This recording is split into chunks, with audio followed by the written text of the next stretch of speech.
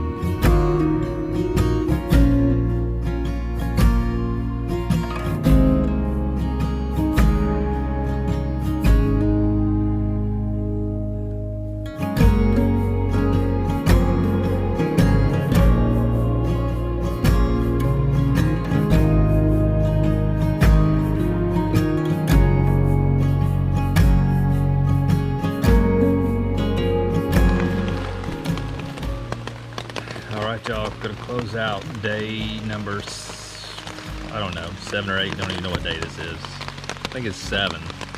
I could be wrong, doesn't matter. So just looking at the numbers from today, started out from a dirt road where I camped last night, mile marker 244, and we're ending the day at a campsite down by a creek at mile marker 270.4. So about a 26.5 mile day today.